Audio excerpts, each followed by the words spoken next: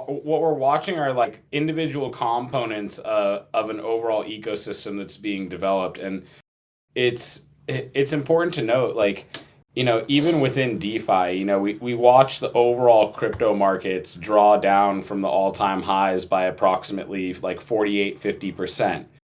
But DeFi TVL has only fallen by about 15%. Well, 1% in the last 24 hours, but I think DeFi TVL all-time high was about $220 billion.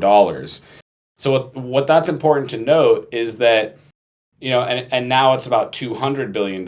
It's important to note that even though the market has drawn down by 50%, DeFi TVL has only fallen by looks like about 10% or 15% in total from its all-time highs.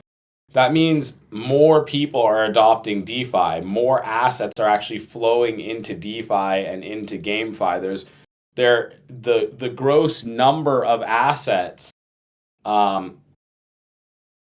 in DeFi has gone up significantly in order to maintain that level of TVL while the market has drawn down roughly 50%. So if these assets return to their all-time highs or those levels, that means that DeFi TVL will increase by roughly 100%, bringing DeFi TVL to roughly 400 billion, right? So it's kind of interesting to see how, even though crypto is, the overall crypto market cap has deprecated, DeFi TVL now controls a larger than ever percentage share of the overall crypto market cap. Adoption of DeFi is growing. Adoption of GameFi is growing. So even though there are large market makers playing games to make room for institutions to get their entries, looking to shake out retailers and, sort of own the space, the decentralized finance and game finance ecosystems are continuing to accelerate in adoption and grow in terms of users and overall people onboarding liquidity into those platforms based on the overall metrics. Also important to note that, like, OpenSea's overall volume in the first month of 2022 has been approximately $2 billion in volume so far already, right? So which is like the highest it's ever been. yeah, so it's like people are seeing non-fungible tokens. A lot of NFT projects, especially PFP projects, are sort of functioning on a lottery effect. In addition, it's like, while the crypto market is dying, we watch the fund manager of BlackRock buy a Bored Ape, right? And publicly say, hey, I bought a Bored Ape. I love this community. And it's really, really interesting to see how this ecosystem is developing and how the adoption curves. People talk about, like, oh, is there a crypto winter coming? Maybe we go into a crypto winter. What happens? Bear markets are the greatest opportunities. People disappear. People stop talking about crypto, and there are assets that you can acquire that will, rebound and do 20x, 50x, 100x when they return to all-time highs or surpass all-time highs. But it's important to note that in 2018, when we had the 2017, 2018 crypto bubble sort of pop and headed into what we now call the crypto winter, it's important to note that during that crypto winter, all of the development that created Uniswap, Bancor, Aave, Compound, all of these different protocols, MakerDAO, all that development was done during that crypto winter. And, we didn't have any DeFi TVL. DeFi TVL in 2018, in January of 2018, was zero. There was not an automated market maker. There were a couple of on-chain utilities to perform some atomic swaps, to be able to list OTCs or do escrows, some very simple utilities, but there was no type of automated market maker or automated volume. There were no bots trading dexes, and there was no ability to conduct arbitrage or flash loan arbitrage. And so it's important to note that like the ecosystem that we see today is fundamentally different from the ecosystem that existed in 2018. So there's this sort of effort right now to convince people, oh, we're going into a crypto winter. And it just doesn't seem likely from my perspective, having been through at this point 4 major crashes on BTC. One in 2011 when Mt. Gox was hacked for the first time, one in 2014 when Mt. Gox basically rugged and went underwater. The first time Bitcoin went from $150 back to $15, then Bitcoin went up to $1,500 and went to $65. Then Bitcoin rallied to $19,500 and then went back to $3,500. And now Bitcoin has rallied to $69,000 and sitting at roughly $35,000. The difference this time is that we have a comprehensive DeFi ecosystem, which allows people to lock their TVL and earn swap fees. And it's important to note that a lot of people who are locking TVL and leaving liquidity on automated market maker, they're people like me who have entries on ETH at $26, right? If ETH goes to $260, I still have a 10x return on my investment initially. So for me to be earning swap fees along the way, whether the market is moving up or down, is really irrelevant, because the idea that, if ETH goes back even to $90, I'll just buy more ETH, because I understand the value in a permissionless financial ecosystem, right? The question that I ask people all the time is, does the ability to transact value peer-to-peer without a bank or centralized institution as the intermediary, is that a value proposition? Yes or no? And if the answer is yes, then you buy every single fucking dip. Even if you know that I buy this dip and my bag might get cut in half, and I might buy the next dip and it might keep on dipping, and I might buy the next dip and it might keep on dipping. But the last dip that you buy, it only needs to recover by 30% for your last and final purchase on the bottom of the bottom to make up all of the losses or all of the contraction you experience from each dip that you bought on the way down. So it's really important to note that, like, after, I had friends who I was telling to buy ETH at $26 and then telling them to buy it at $56, then telling them to buy it at $156, then telling them to buy it at $356. And then I took profit for the first time on Ethereum at $750 back in 2017. It was enough money for me to live for like 3 years. And then, it rallied to $1,500. And then some of my friends went and bought Bitcoin at the all-time high at $20,000. And they sold it at a loss. And then they never looked at crypto again for the next 3 years. And at any point in the next 3 years, had they made a purchase on Bitcoin for 50% or 30% of the value they had initially invested at the all-time high, when it was popular, when people were talking about it, when everyone was excited about it, at any point had they made that commitment and decided to go in, they would have wiped out 100% of the losses that they incurred by selling at a loss. And it's important to note that, like, when the excitement dies down, I think it was Nathan von Rothschild who said, when there's blood in the streets, buy. And he was one of the earliest market manipulators. Like, this is a story about market manipulation. When the Battle of Waterloo occurred, Nathan von Rothschild had his own scouts and spies watching the Battle of Waterloo. When the Battle of Waterloo ended and the British won the Battle of Waterloo, everyone knew that Nathan von Rothschild had his own spies and his own information network. He immediately shorted British treasury bonds and started selling all of his British treasury bonds. That caused a market capitulation, and everybody made a run on British Treasury bonds. They started selling and selling and selling, and he used 50 separate agents after everyone had sold all of their British Treasury bonds to go and acquire all of the British Treasury bonds that he had purchased at a lower price than he had initially sold at.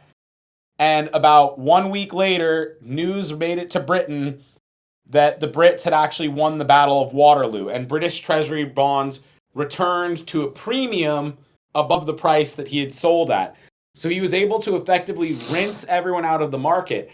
And I would explain to people like this, like if you look at crypto Twitter, if you look at the news, right? It costs me $29 to file a PR newswire with a bearish article on Bitcoin. Say Bitcoin has died. It costs me another $300 to have that published to another 25 news sites. So there's an incentive for market makers to sell through supports, create blood in the streets, shake retailers out, fill the bottom, and that doesn't mean we're not going lower. Maybe we see $20,000 Bitcoin. Maybe we see Max Payne. Maybe we see $1,100 ETH again. Maybe we see $900 ETH again.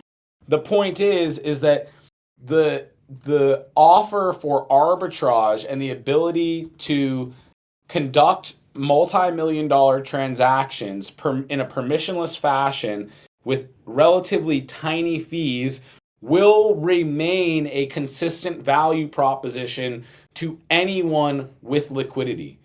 And if anyone thinks it's going away or dying or disappearing or it's just a giant Ponzi scheme and scam, look at the people who are out there heavily spreading these messages and understand that they are some of the biggest market makers. I know because I've been posting bearish crap on Twitter for the last 3 weeks, laughing about ETH going to $90, posting Tether FUD, like just spamming as much bearish information as I can because my incentive is to shake as many Johnny-come-latelys out of the market at a loss as possible. I want to see people think that it is the end. I want prices to go as low as possible so that I can fill and make, once again, a 10x, 20x, 50x, 100x return on my investment. And I think that's like a really important thing to note is that like when there's blood in the streets, it's typically the best time to enter the market. And that doesn't mean that we won't see blood. I think the exact quote is when there's blood in the streets, buy, even if it's your own blood. Right?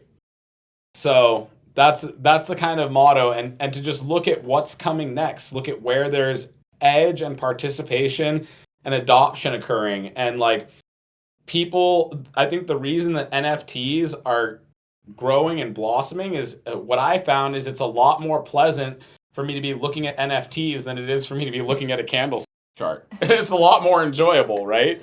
And people have this thing where it's like, well, if I bought some art and I like the art and it goes down in value, I still didn't lose because I still own a piece of art that I enjoy. So as more utility comes to these communities and as the community grows, OpenSea is currently doing $2 billion in volume a month with 500,000 users, but the entire world is talking about NFTs.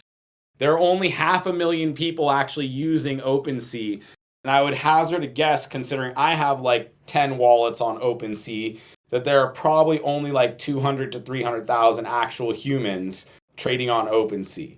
So out of 9 billion people on the planet, there are 300,000 who are actually participating in this marketplace right now, and that's creating $2 billion in monthly volume. And the question is, does that have room to grow? Yes or no? And if there's a short-term loss, it's like, this is the thing, is people are shaken out by a 30% loss or a 40% loss or a 50 or 80% loss. But if you can't stomach a 50% drawdown or an 80% drawdown, then you are not going to be here for the 6,000% return. I mean, have you seen the Amazon chart back during the .com bubble? Actually, it looks merely similar to the Bitcoin chart right now, the very beginning of Amazon. Absolutely. Yeah. Two things I wanted to note there is, yeah, I mean, just being involved in the space and even when it's not as exciting, you can start to make connections and connect the dots. And if you're there when nobody cares, you will be the first one to see opportunities. Um, and then another note is it doesn't matter if you don't understand or you don't care about gaming or NFTs. That's irrelevant because what matters is that other people do. Like, just as an example, I would never pay $200 for a pair of shoes. That doesn't have any value to me, other than if I could resell it for more. I would like it doesn't make like that means nothing to me. Or like even a piece of painting. I don't care about that. But what actually does interest me is for my entertainment, if I could buy something in game, I can't tell you how much money I've spent in like League of Legends just for skins, just to be socially cool and look cool and like play my game. My game, my account is probably worth thousands of dollars, which I can only actually sell on the black market. I can't actually trade it freely. The point is that it doesn't matter what you think, it matters what other people think. And one thing that is not valuable to you might be valuable to another person. And we know that gaming in general is going to continue to grow no matter what. I would also say that it's important to really like look at adoption curves, right? And this is something that I talk like my first entry on ETH was around $6. And the price of ETH was $12, extremely fast. And I bought more. And then I bought more. And at around $56, I was at roughly 700% on my overall investment at that point. And then the price dipped down to $26.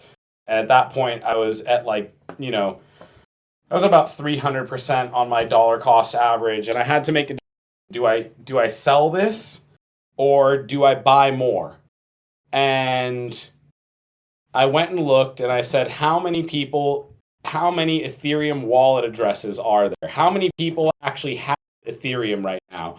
And it was roughly 28,000 people in the entire world, right?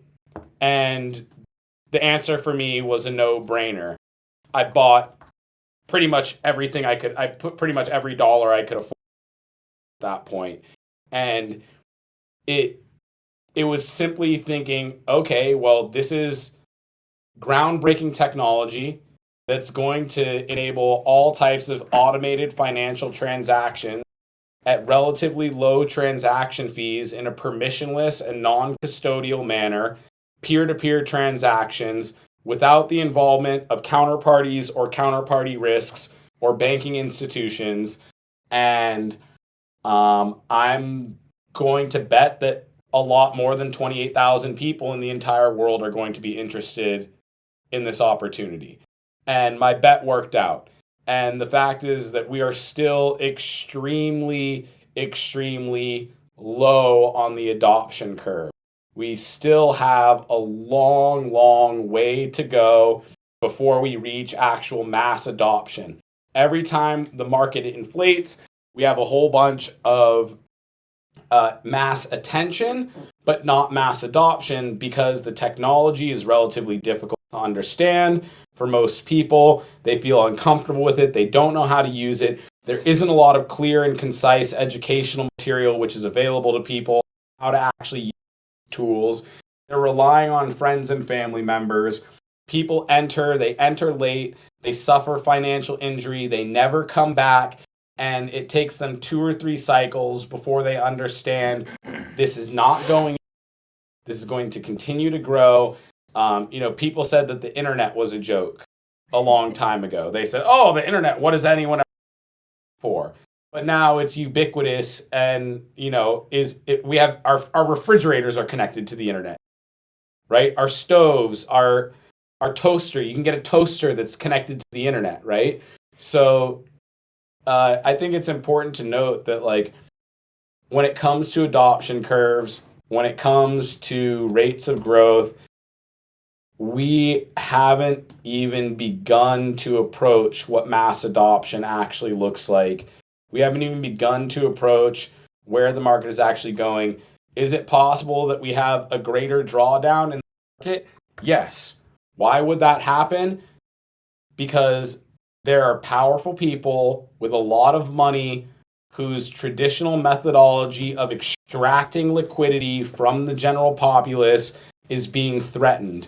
And they want to acquire as large of a position in that ecosystem as is humanly possible. And they don't care who they have to cut through to do it. So it's like, why would an institution like Alameda sell the bottom and break support on the chart with 10% or 15% of their portfolio if they know that making that sale and creating capitulation is going to cause the other 85% of their portfolio to lose 50% of its value? They didn't sell all their assets. They sold, ruining support, decking their own portfolio for 40% of its value. So why are they willing to spend hundreds of millions of dollars, billions of dollars, shorting their own bags if they don't have the intention to pump them right back up again? And when they do that, what time they do that is going to be based on sentiment and overall market exhaustion. It's going to be when retailers are fully exhausted, when retailers have fully capitulated, have fully left the market, have removed NFTs from their profile pictures on Twitter. That's when they're going to start pumping the market back, and people are going to basically just FOMO back in, but they're once again going to have to buy on top of more of these institutions' liquidity. It's a non sequitur to say that institutions right now that have been the middlemen between all financial transactions for the better part of 200 years are willing to relinquish that position. They want to continue to extract that value, and they'll spend as much money as they have to in order to maintain that position in the economy. So